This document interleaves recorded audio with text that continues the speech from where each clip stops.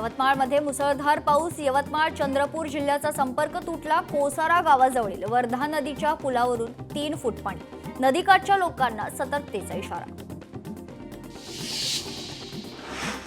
नंदुरबारमध्ये पावसाची दमदार बॅटिंग. पावसामुळे धनपूर धरण ओव्हरफ्लो. निजरा नदीकाठच्या गावांना सतर्कतेचा इशारा. नंदुरबार शहरात मुसळधार पाऊस. पावसामुळे औद्योगिक प्रशिक्षण संस्थेला लागली गळती. पाणी गळतीमुळे विद्यार्थ्यांचे हाल. पैठण तालुक्यात 2 ते 3 दिवसांपासून रिमझिम पाऊस. पावसामुळे पिकांना जीवनदान. साताऱ्यात मुसळधार पावसामुळे येवतेश्वर घाटात दरड कोसळली. प्रवाशांमध्ये भीतीचं वातावरण. चंद्रपुरात गेल्या 2 दिवसांपासून मुसळधार पाऊस. चिमूर तालुक्यातील मुक्ताई धबधबा खळखळून वाहू लागला. कोल्हापुरात धरण पाणलोट. क्षेत्रात पावसाचा जोर. धरणातून कृष्णा नदीत पाण्याचा विसर्ग. नृसिंहवाडीतील दत्त मंदिरात कृष्णा नदीचं पाणी. गोसीखुर्द धरणातील पाण्याच्या विसर्गामुळे गडचिरोलीतील 15 मार्गांवरील वाहतूक बंद. पुरात अडकलेल्या 80 प्रवाशांचा गावातच मुक्काम. जायकवाडी धरणाच्या पाणी पातळी आता 64% पोहोचलेली आहे. मागील 24 तासात धरणात 52,341 क्युसेक पाण्याची आवक.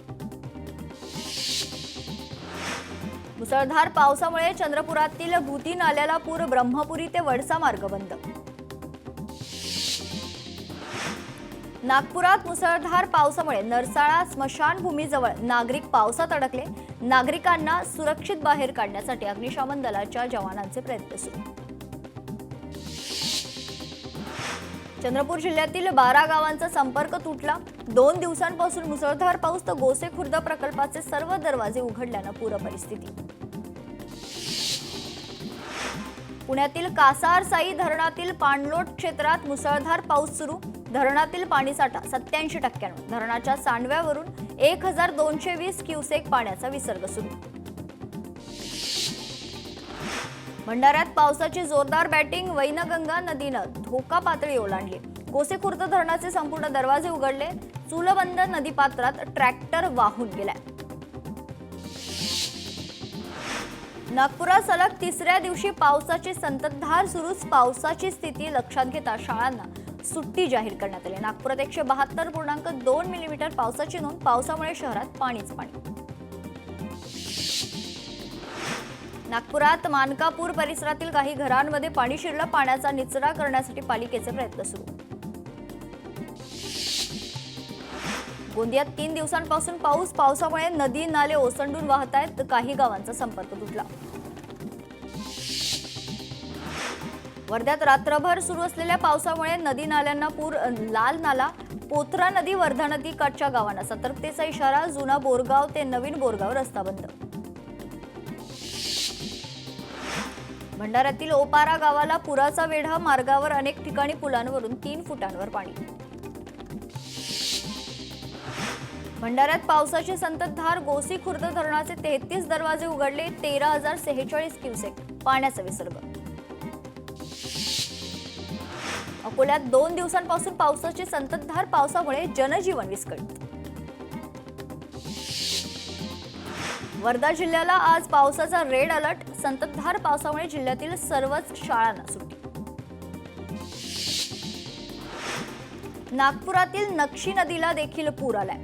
भिवापूरवरून हिंगणघाटकडे जाणारा मार्ग बंद. गेल्या 2 दिवसात भिवापूर तालुक्यात सर्वाधिक पाऊस.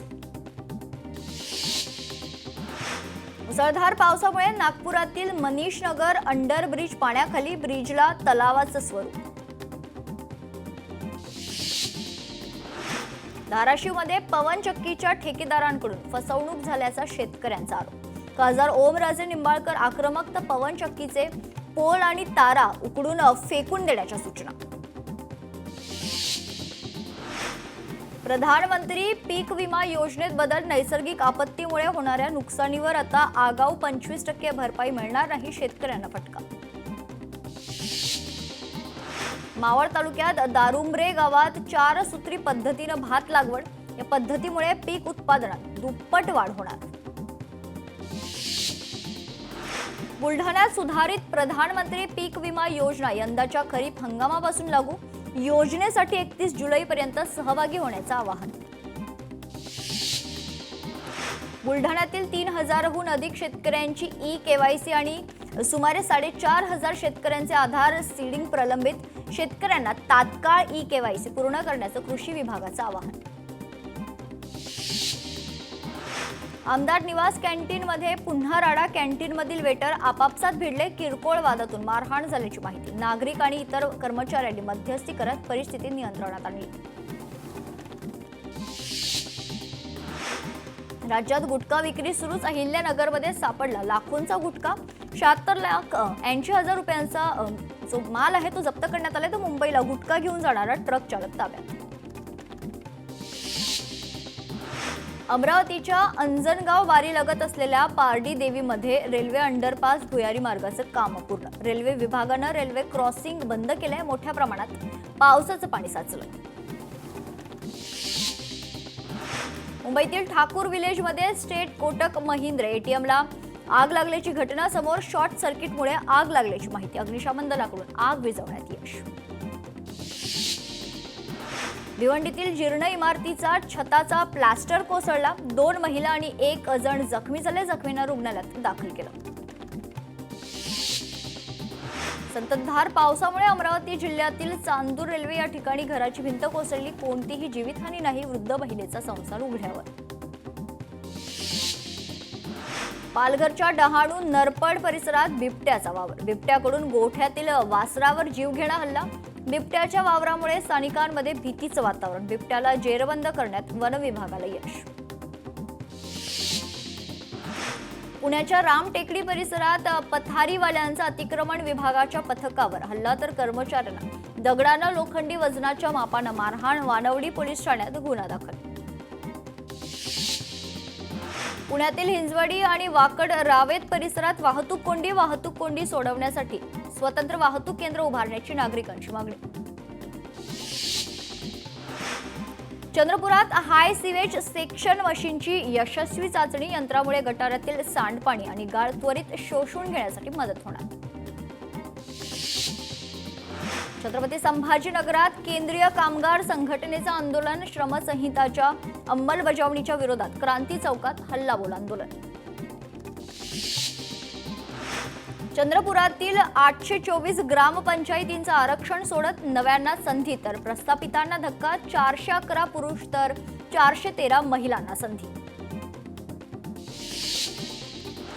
हिंगोलीच्या जिल्हाधिकारी कार्यालयासमोर धरणे आंदोलन. कामगार शेतकरी प्रश्नावर केंद्र सरकारनं 4 श्रमसंहिता रद्द करा यासह विविध मागण्यांसाठी कामगारांसह शेतकरी सहभागी. लोकशाही मराठी ऐका, पहा, जागरूक रहा.